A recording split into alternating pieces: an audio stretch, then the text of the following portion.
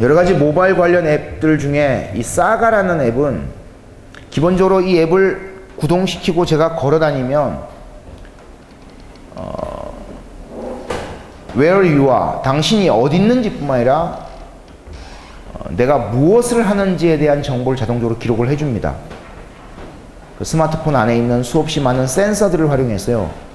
근데 이놈의 특이한 점은 이 ARO라는 회사의 라이프 로깅 앱인 싸가의 특이한 점은 배터리 소모량이 1%밖에 안 된다는 거예요.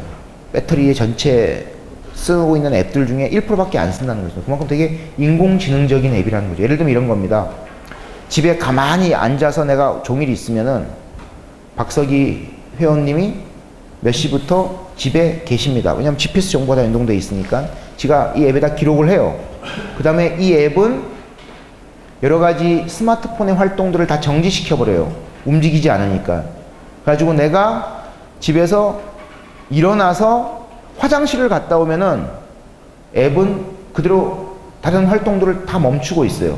근데 스마트폰을 이렇게 쭉 들면 스마트폰에 있는 센서는 스마트폰의 위치가 올라가는 걸 느끼고 있거든요. 그걸 들고 내가 현관문을 열고 나가면은 다시 앱이 액티베이션 되면서 다른 센서들을 다 가동시킵니다. 일정 거리 이상 들고 갔다는 것은 집의 문을 열고 나갔다는 것으로 얘는 해석을 하는 거죠. 그 정도 된 인공지능적인 앱이고요. 그걸 통해서 라이프 로깅, 사람들의 일상생활의 각종 생활 내역들을 자동으로 기록하는, 그래서 아침에 일어나서 어디 갔다 오고 뭐하고 어디 들르고 몇 시간 동안 몇 킬로를 이동하고 하는 것들을 자동으로 기록하는 그런 앱이라는 데서 관심을 모으고 있고요. 이 라켓이라는 것도 참 국내에서도 이런 정도의 앱을 개발할 소프트웨어 관련된 실력들은 충분히 있는데 왜 진작 안 나왔는지 이해가 안 되는 게, 스마트폰의 초기 락 화면, 잠금 화면을 언락, 잠금을 풀 때 잠금 화면을 특정 광고로 제공해 주는 것이고, 잠금을 언락, 오른쪽으로 밀어서 풀 때마다 저한테 광고를 본 비용이 지불이 됩니다. 물론 이제 일정 금액을 쌓였을 때 내가 청구할 수 있는 거겠죠. 관련된 외신들을 쭉 검색해 보니까 한 사람이 이런 잠금 화면을 이 라켓 서비스를 이용했을 때 10달러 약 한 12,000원 정도의 돈을 벌려면 한 2달 정도가 소모가 된대요. 2달 정도 소비자 입장에서. 근데 어쨌든 뭐 휴대폰 열고 닫으면 자동적으로 돈 얼마 생긴다니까 상당히 의미가 있는 거겠죠.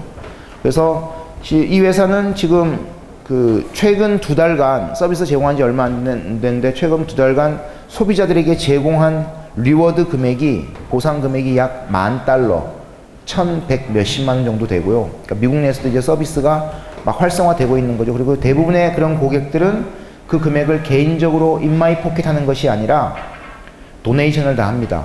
뭐 소아, 암, 뭐 환자 치유 센터, 특정한 곳에 제가 도네이션 리스트를 딱 주면은 자기가 쌓아놓은 포인트가 그 단체로 다 들어가는 거죠. 그러니까 상당히 제가 보기에는 의미 있는 활동이자 재미있는 기술이라는 생각이 들고요. 국내 같은 경우도 그렇게 도네이션을 할 수 있는 앱을 누가 만약에 공급을 한다면 제가 보기에 여기 계신 여러분처럼 선한 학생들 대부분은 당연히 저 앱을 쓰겠죠. 휴대폰 열고 닫을 때마다 돈이 생기고 그 돈이 사회에 아쉬운 곳에 기부가 될 수 있다면 좋은 일을 하는 거지 않습니까? 그런 점에서 관심을 모으고 있는 모델이고요. 비틀릿은 종이책을 사면은 그 책과 똑같은 이북을 공짜 혹은 아주 저렴한 가격으로 제공해 주는 것입니다. 자, 그러면은 어떤 놈이 교보문고 오프라인 매장 가서 책을 딱 찍어서 주면은 그거 어떻게 할 거냐 이거죠. 책을 샀는지 안 샀는지. 그래서 이 비틀릿은 앱을 다운받아서 내가 산 책의 맨 뒤에 카피라이트 면이 있지 않습니까? 책 몇 쇄, 가격 얼마, 몇 년 발행, 거기에 카피라이트 표지판 위에 내 이름을 필기책을 써야 됩니다.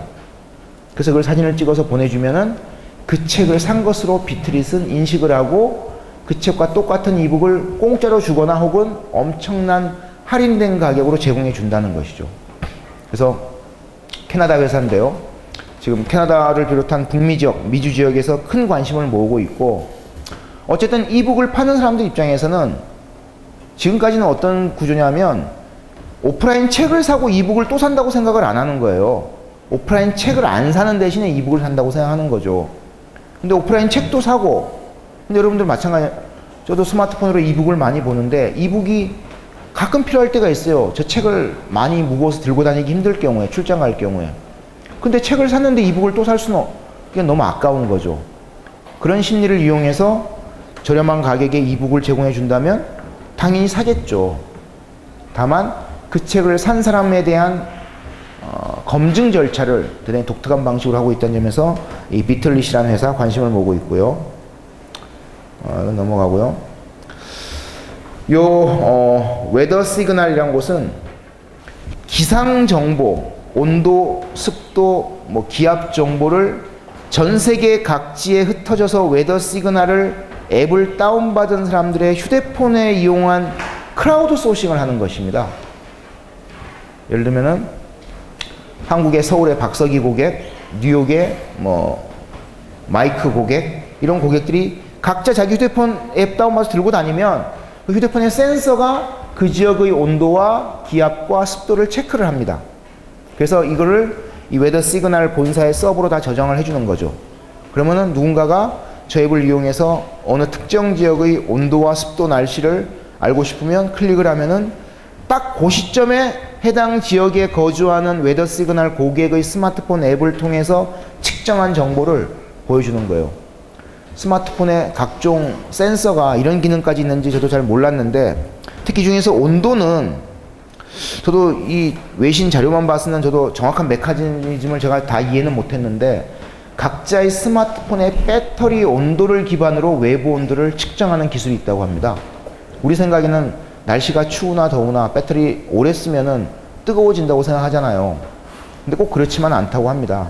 배터리의 온도에 따라서 외부 온도를 측정할 수 있는 그런 얘네가 그 계산하는 내부적인 알고리즘이 있대요. 그래서 그걸 통해서 그러니까 사람들은 이 앱을 다운받으면은 자동적으로 전 세계의 다양한 지역의 온도, 습도, 날씨 정보를 크라우드 소싱으로 제공해주는, 그리고 자기가 활용할 수 있는 그런 장점이 있고요. 대단히 독특한 아이디어의 기술이죠. 이거는 뭐 메타라는 회사의 스페이스 글래스라는 스마트 안경인데요. 구글 글래스가 만약에 사업을 접으면 이 스페이스 글래스가 대박을 쳤기 때문이라는 게 미국의 애널리스트들의 요즘 대부분의 시각일 정도로 구글 글래스의 가장 큰 위협이 되는 제품입니다. 이거는 기본적으로 그 토니 스파크, 그 아이언맨의 토니 스파크의 이렇게 헬멧 앞쪽에 보면은 증강현실로 자기가 보고 있는 사물에 관련된 디테일 정보들이 막 텍스트로 뜨지 않습니까? 그런 기능을 제공해주고 있는 증강현실용 3D 스마트 글래스인데요. 가격이 현재 판매된 가격이 $605입니다. 근데 구글 글래스는, 정식 가격의 구글 글래스는 가격을 아무도 몰라요. 다만 현재 판매되고 있는 구글 글래스의 리미티드 에디션의 가격은 얼마죠? $1,500입니다. 160만 원인 거죠. 160만 원. 150만 원, 160만 원. 근데 이거는 그 절반도 안 되는 가격, $605인데 훨씬 많은 펑션과 기능과 그런 걸 제공해 주고 있기 때문에 제가 보기에 구글 글래스 사는 이 제품을 살 확률이 높다는 것이죠. 그래서 이 제품이 잘 팔리면은 구글이 이 메타를 인수하거나 구글이 구글 글래스 사업을 접거나 둘 중에 하나의 시나리오가 지금 미국의 전문가들 사이에서 가장 많이 퍼져나오는 시나리오 중에 하나고요. 다음 마지막으로 이제 미국의 벤처 캐피탈들이 주목하는 모델, 우버라는 회사 국내 기사에서도 많이 나왔습니다. 우버가 한국에 진출했는데 서울시에서 서비스를 막았죠. 현재 운수사업자, 그 택시나 버스 같은 운수사업자 법을 우버가 위반했다는 이유에서입니다. 이게 뭐냐면 여러분들 속된 말로 나라시 택시라는 거 들어보셨죠? 나라시 택시 처음 들어본 용어인가요? 이렇게 보면은 그 20, 30년 전 제가 여러분 나이 또래 대학생이었을 때 이렇게 술 먹고 하다 보면 그때는 택시를 타는 게 정말 힘들었어요. 택시를 타도 중간에 계속 합승 사람들 태운다고 택시가 막 가는 곳마다 계속 서고, 그때 멋진 자가용이 제 앞에 딱 옵니다. 고객님 어디 가세요? 그래서 저 잠실 가는데요. 그러면은 잠실 택시 요금을 하면은 뭐 7,500원 정도 나오는데 9,000원만 주시면 잠실까지 깔끔하게 모셔드리겠습니다 하고 그러니까 자가용이 택시 영업을 하는 것을 나라시 택시라고 했어요. 그런 게 이제 한국 사회에서 90년대까지는 아주 유행을 했었는데, 그 뭐냐면은 영업을 하기 위한 차가 아닌 거죠. 개인적으로 그냥 몰고 다니는 자가용인데 특정 시간에 영업으로 이용하는 것처럼, 우버 같은 경우도 내가 오늘 한양대 강의 끝나고 구로에 내 사무실까지 간다고 우버에 딱 데이터를 올리면은 요 한양대 정문 근처에서 돌아다니는 영업을 할 만한 자가용 정보가 딱 뜹니다. 그 중에 뭐 예를 들면 벤츠가 있는데 벤츠는 너무 비쌀 것 같아. 그래서 뭐 소나타나 뭐 K5 같은 걸로 내가 딱 클릭을 하면은 거리 병산 요금으로 GPS로 인식한 거리로 나중에 계산이 이루어지고, 계산은 제가 우버 사이트에 신용카드로 결제하거나 현금으로 납입할 수가 있죠. 그러면 나중에 이제 그 가격을 그 드라이버를 제공해 준 사람과 우버가 나눠 먹는 거죠. 그러니까 차량을 렌트를 하는데 차량과 기사를 동시에 렌트하는 서비스라고 할 수 있죠. 근데 미국에서도 지금 난리가 났어요. 이 서비스가 너무 잘 되다 보니까 워싱턴 주 같은 경우는 우버 서비스를 허용은 하는데 중형차 미만의 차는 우버 서비스를 제공 못하도록 합니다. 왜냐하면 중형 미만은 택시하고 똑같은 급이거든요. 그러니까 고급 세단이나 리무진 같은 경우는 어차피 택시 입장에서 경쟁을 해봤자 어차피 안 되는 영역이니까 택시 입장에서 타격이 없는데, 중소형 차량들은 당장 택시 영업에 타격이 오는 거죠. 그래서 청원을 내서 금지를 하고, 뉴욕이나 샌프란시스코에서도 지금 우버 서비스를 금지하려는 움직임도 일어나고 있는데, 어쨌든 그런 와중에서도 얘네가 35억 달러의 기업 가치를 평가받았어요. 손님들끼리 자가용 서로 이용해주는 그 거강꾼 역할만 해주면서. 근데 얘네가 1년 6개월 전에 기업 가치가 얼마였냐면 10분의 1이 안 됐습니다. 3억 3천만 달러였어요. 근데 전 세계 서비스를 확대하고 미국 내에서 고객이 늘어나다 보니까 기업 가치가 급상승하고 있는 아주 대표적인 서비스이고요.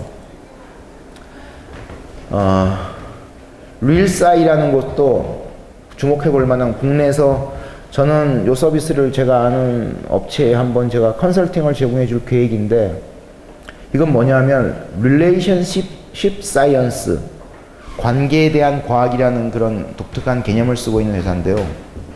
미국의 오피니언 리더들의 정보를 기록해 놓은 곳입니다.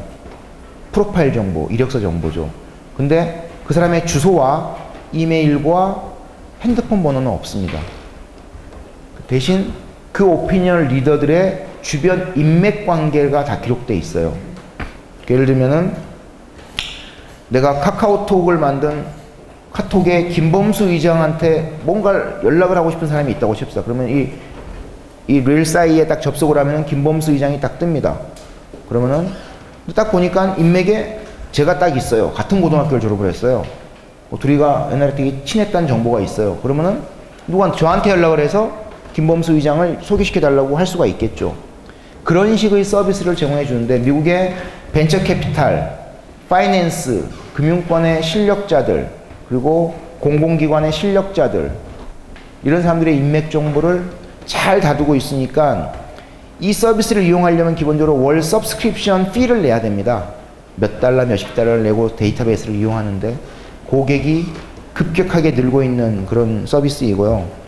국내 같은 경우도 아마 제가 보기에는 이런 종류의 서비스를 제공한다면, 국내 같은 경우 특히나 인맥 관련해서 데이터베이스에 대한 의존도가 너무나 높은 사회이기 때문에 큰 관심을 모을 수 있지 않을까 싶고요.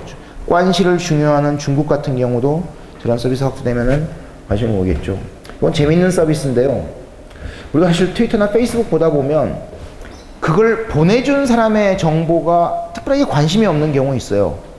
어떤 재밌는 유튜브 동영상을 보내줬는데 이걸 누가 보내줬는지가 중요하지 않은 경우가 있는 거죠. 즉 익명의 서비스인데 안에 있는 콘텐츠가 재밌으면 서로 공유하거나 교류할 수 있는 가능성이 많다는 거죠. 이 위스퍼라는 것은 오른쪽 보시면 아시겠지만은 My parents can know 90% of what I've done at college. 그렇죠? 여러분의 부모는 여러분이 대학에 있을 때 뭘 했는지 90% 이상을 알 수가 없겠죠. 그죠? 실제 그 사람이 누구인지 정보보다는 어떤 재밌는 맛집 정보가 있거나 어떤 좋은 뭐 이벤트에 대한 뭐 평가 정보가 있거나 추천 정보가 있으면 그걸로 만족을 할 수 있다는 거죠. 익명의 서비스라도. 그걸 이용한 소셜 네트워크 서비스이고요. 개인 프라이버시 노출에 대한 우려가 많은 그런 사람들 같은 경우에 이런 위스퍼 서비스에 대한 관심을 모으고 최근에 2,100만 달러라는 무려 한 200 수십억을 투자를 받았습니다. 이제 마지막 장표 두 개인데요. 이렇게 개별 기업을 하나씩 소개하기 힘든 몇 가지 이제 미국 벤처 기업들이 최근 투자했던 모바일 쪽 투자 사례를 소개시켜 드리겠습니다. 한두 가지만 소개시켜 드리면 메뉴에 있는 베이시스라는 곳입니다. 이 스마트워치 같은 컨셉이 발전하다 보니까 저도 이렇게 팔에 이런 액세서리를 차고 다니는데요.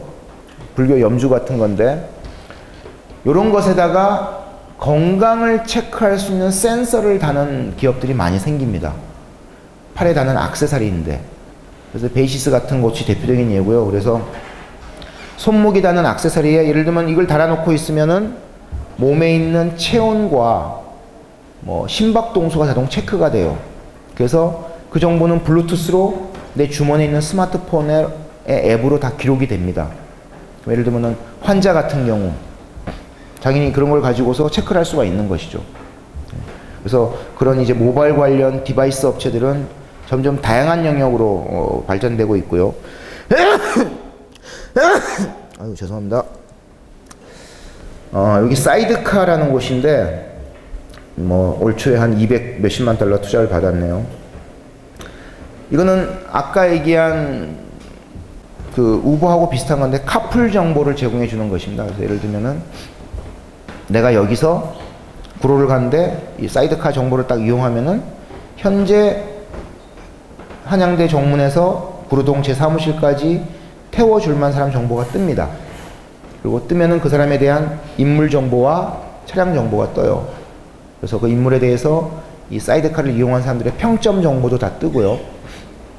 그러면은 거기에 돈을 어떻게 내느냐 하면은 현재까지는 사이드카는 개별적으로 뭐 그 사람의 가격 책정이 돼 있는 건 아니고 주로 도네이션을 하게 돼 있습니다. 이 사이드카에 도네이션을 하게 돼 있는데 이제 적정한 가격이 딱 뜨죠.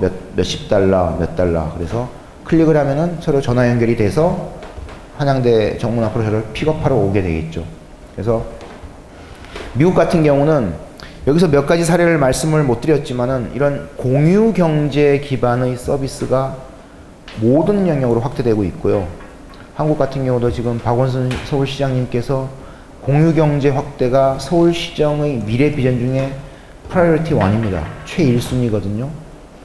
근데 우리가 그런 공유경제를 확대하기에는 아직 한국 내에서 그런 문화가 많이 익숙치는 않지만 이런 글로벌 서비스가 본격적으로 확대되고 있기 때문에 한국에서도 공유경제 모델을 만드는 것은 점점 더 큰 관심을 모을 만한 사안이고요.